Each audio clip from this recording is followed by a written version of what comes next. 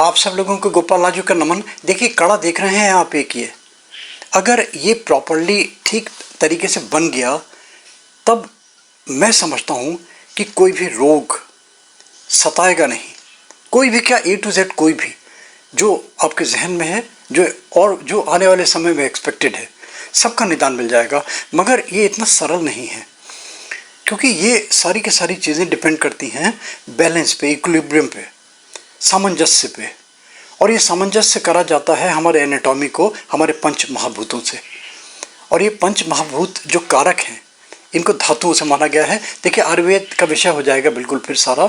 जो आयुर्वेद में 7 हमारे धातु माने गए हैं, मेष है, मांस है, मज्जा है, अस्थि है, तो ये सारे के सारे। और जो हमारे वाह्य मेटल्स हैं, जो हमारे वाह्य पदार्थ हैं, जो हमारी वाह्य धातुएं हैं, 14 धातुएं कुल मानी गई हैं। सोना है, चांदी है, निकल है, कोबाल्ट है, 14 धातुएं हैं। वो विषय नहीं है। विषय ये है कि इन धातुओं को अपने अकॉर्डिंगली कैसे सामंजस्य करा के बना लिया जाए और उसको धारण किया जाए। तो अब ये कैसे होगा, क्या होगा, अगर मैं इसको एक्सप्लेन करने लगूंगा साइंटिफिकली। देखिए पोर्स होते हैं ना, इनके आयंस हमारे बॉडी के अंदर इजेक्ट होते हैं, बॉडी के अंदर हमारे ये इंसर्ट होते हैं, और वो सारे का सारा हमारा एक जैसे होता है ना, एक रिक्यूब करते हैं सारे के सारे हमारे जो डैमेज पार्ट्स हैं, जो हमारे डैमेज ऊतक हैं, हमारे जो और एनाटॉमी है हमारी, उसमें कहीं ना कहीं सामंजस्य पैदा करते हैं। इतनी छोटी सी बात है। और ये मैं नहीं कह रहा, ये बड़े बड़े साधु संत महात्मा शीर्ष, जिनमें से एक अगर कहीं आपने पढ़ी है ऑटोबायोग्राफी ऑफ योगी कथामृत, ये परमहंस योगानंद जी महाराज की, उनके गुरु युक्तेश्वरानंद जी महाराज, उनकी दी हुई चीज़ वो कैसे बनेगा, क्या बनेगा, बड़ा कठिन है, क्लिष्ट है, बनना सरल भी नहीं। और यही चीज़ें मैंने बहुत साल, करीबन 30-35 वर्ष हो गए, ये दी थी अपने इस वाली किताब में। ये किताब तो मेरे लिए मैं इसको एक बाइबल, गीता, रामायण की तरह पढ़ता हूँ, क्योंकि मैं भी इसमें पढ़ के सीखता हूँ कि इसमें क्या चीज़ें नहीं करूँ। ये बहुत पहले दिया था। देखिए ये करीबन 65 के और 70 के अंत तक, 80 के प्रारंभ तक मान के चलिए, कनखल के धर्मानंद जोशी जी थे।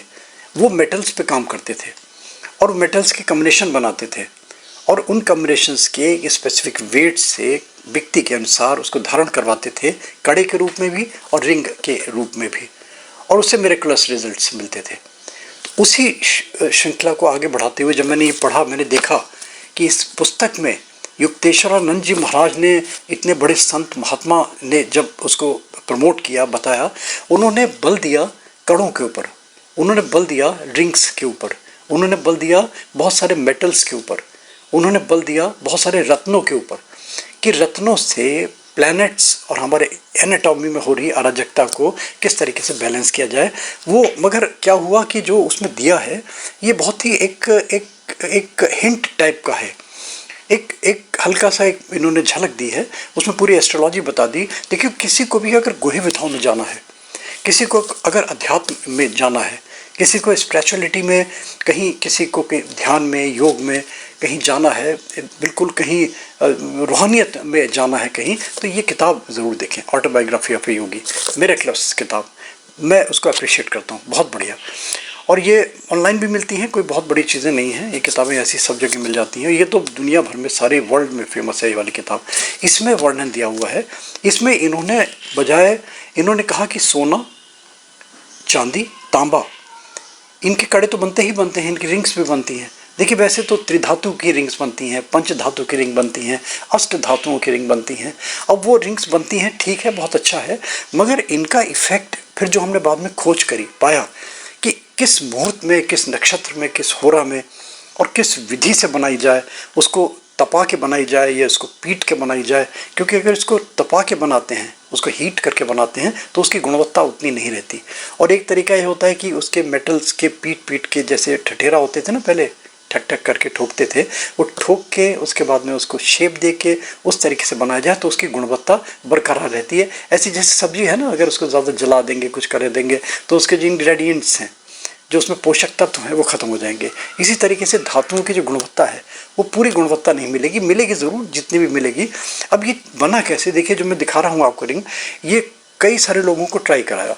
इसमें सबसे बड़ी चीज़, इसमें देखिए 2 मेटल्स लेने हैं इसमें, एक तो सिल्वर लेनी है और एक सीसा लेना है, लेड।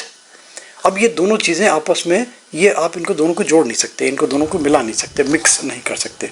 मैंने बड़ी खोज करी, मैंने कहा भाई एक काम करो कि एक तार बनाओ शीशे का और लेड का, और उसमें एक कैप बनाओ, एक नली बनाओ, नली एक चांदी की बनाओ, और उसके अंदर तार को इजेक्ट कर दो, और उसके बाद में उसको काट दो नीचे से सारा, तो इनकी बॉडी के अंदर फिर वो आपके वो उसका जो कांटेक्ट में रहेगा हमारी स्किन के, उसको फिर अब नई शेप जो मैंने बनाई है आपको दिखाई दे रही है ये।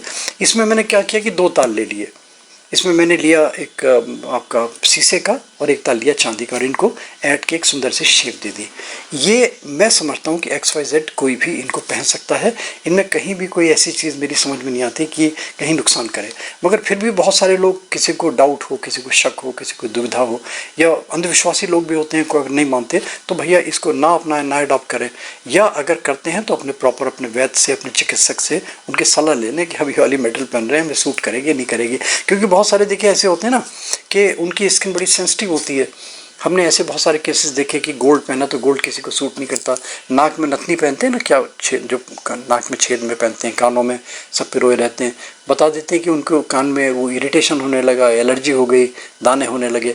तो वो अगर किसी को मेटल एलर्जिक है तो वो तो देखिए डिफरेंट इशू है बिल्कुल, उसको तो फिर उस इशू को तो लेके आप कहीं डॉक्टर से ही कंसल्ट करेंगे।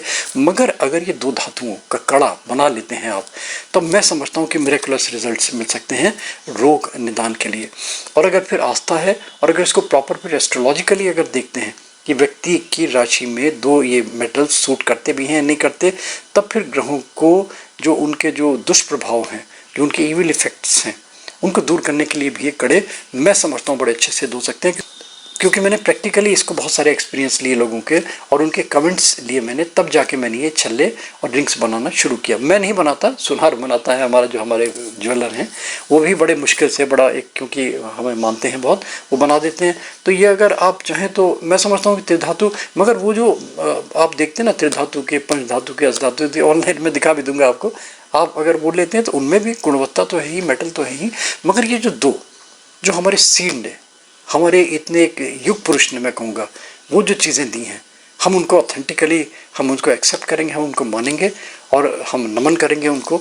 अगर बस दुर्भाग्य रहा कि हम कभी उनसे मिले होते ना, तो इनसे सारी विधि प्रॉपर्ली पता करते। देखिए चीज़ें जो है ना, ये वाली, ये एक बहुत हायर एडवांस साइंस की चीज़ें रहीं, मगर वो एडवांस साइंस तक हम पहुँचते पहुँचते बीच में ही हम बिल्कुल कहीं हमारा उससे भटकाव हो गया।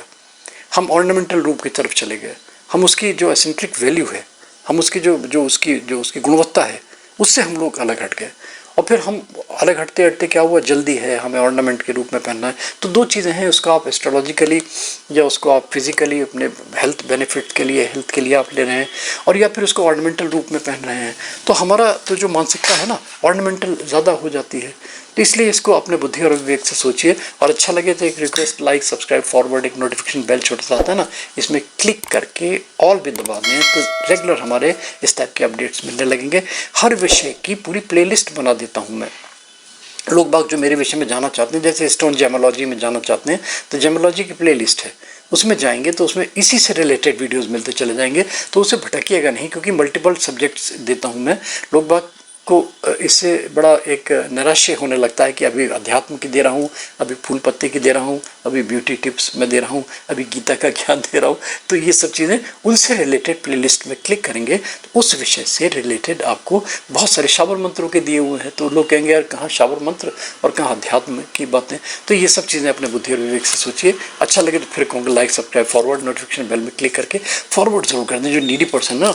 और देखिए हेल्थ के लिए ये मैं समझता हूँ ट्राई किया जा सकता है एक बार, मगर इसमें फिर बार बार कहता हूँ कि कहीं मेरी रिस्पॉन्सिबिलिटी नहीं, कहीं किसी को एलर्जी हो तो भैया मुझसे कहे। तो अपना बुद्धि और विवेक से सोचिए, समझिए, परखिए, पढ़िए, देखिए और उसका मर्म समझिए, उसके बाद भी यूज़ कीजिए। All the best, good luck. भगवान करे आपका शुभ शुभ हो ही हो और हेल्दी जीवन जिए आप।